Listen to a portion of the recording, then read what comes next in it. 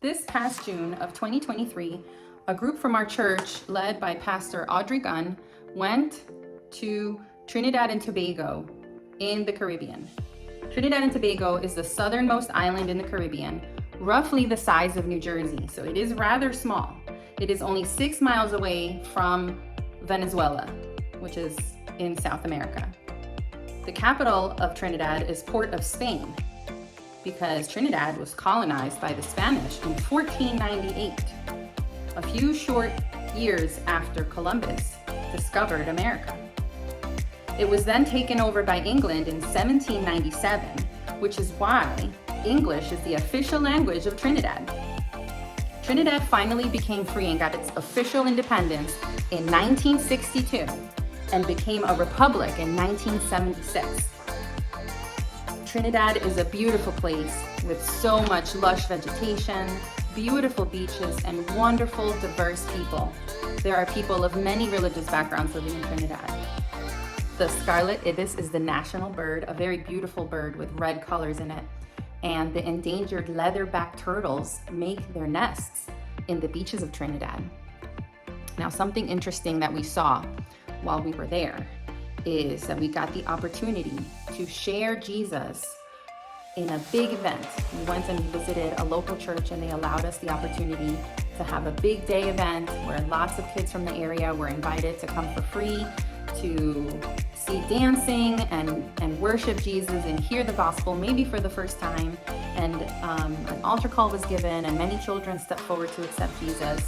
And then they had food and games, and they just had an all-around great time, and they were so thankful for us visiting. Everybody was so hospitable and kind, and it was just a beautiful experience. Now, our two younger girls that came with us, Sophia and Abigail, had a great opportunity to dance at different church events and also at Big Day with Miss Audrey, and they had a blast. Everyone had so much fun. They also had opportunity to pray for people, to lay hands on people. And I just want to tell every one of you, I want to encourage you that no matter your age, it doesn't matter if you're a 9-year-old like Abigail, or you can be any age really, you can also go on mission for Jesus. Everywhere you go, you have the opportunity to tell people about Jesus and to share the light with them. Now, going to another country, getting on a plane and flying far away to go talk to people about Jesus is really amazing, and it was a wonderful experience.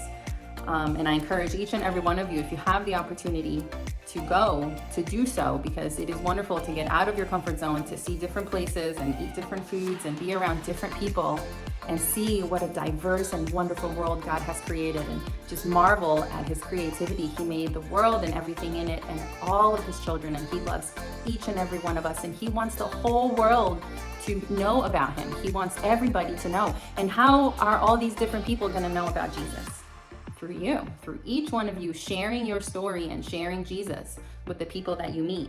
And so whether you go thousands of miles away to another country, or whether you go to school or the supermarket, or you go visit your family, your cousins, maybe they don't know Jesus.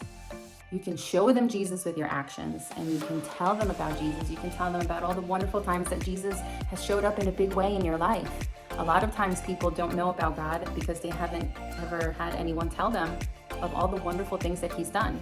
Even though it is something that is very obvious all around us, God made the whole world and everything in it, and he wakes us up every morning and he gives us breath and he gives us our health and our energy. Like, we know that and we trust that, but sometimes people want to hear the amazing times that you had a test at school and you were so nervous and you prayed and God was able to give you that peace and calm you down and help you do really well in your test. Or the time that maybe your baby sister was sick and you were worried and you laid hands on her and prayed for her, and then her fever went away. People want to hear about those things, and that encourages them, and it shows them, wow, God is real. And so I encourage each and every one of you to remember that you're never too young to serve the Lord. You're never too young to go on mission, whether it's close or far away. You're never too young to go on mission for the Lord. And one of my very favorite Bible verses that I learned when I went on my very first missions trip was Matthew 25:40, and it's Jesus telling the disciples that when he gets to heaven and everybody comes to see him, he's going to say, Thank you for everything you did for all the little ones, because when I was hungry, you fed me, and when I was sick, you went to visit me, and when I was thirsty, you gave me something to drink, and when I was in prison, you came to visit me. And the disciples will say, oh, but Lord, when did we do all those things? And he says to them, everything that you did for all these little ones, you did for me. So all those acts of kindness that we do to others, it's as if we were doing it for Jesus himself. And isn't that so amazing? Don't y'all want to go to heaven and have the Lord say, good job, you did it for me. You sharing with your friends at recess, you did it for me. You going and being a friend for someone who didn't have a friend, it's as if you did it for me. And that's all we can hope for, that the Lord will just be glad with everything that we did while we had a chance. The Bible says that Jesus gets impressed with our faith. Whenever we have faith, that really impresses him. So if we have faith in him, and if we do all these things, all the goodness, if we shine our light bright for him, that just makes him happy. And so that's the biggest thing that we can hope for, is to make the Lord happy. And so I want to close by saying that we can pray for Trinidad, pray for the beautiful diversity that is there, pray for the many churches in Trinidad, that they be encouraged to continue to do God's work. Pray and thank the Lord for the freedom that the Trinidad people have to follow Jesus and to share about him with other people in Trinidad.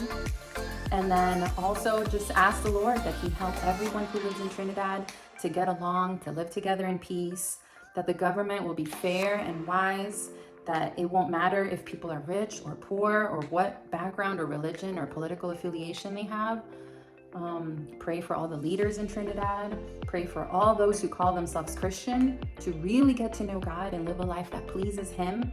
And that's just a prayer that we can have even for ourselves. And we can just pray that, Lord, help us all to be true Christians. Help us to live a life that pleases you. Help us to shine your light bright for everybody to see. And help us to go on mission every day, everywhere we go, Lord. Help us to be amazing missionaries for the glory of your name, Lord. In Jesus' name we pray. Amen.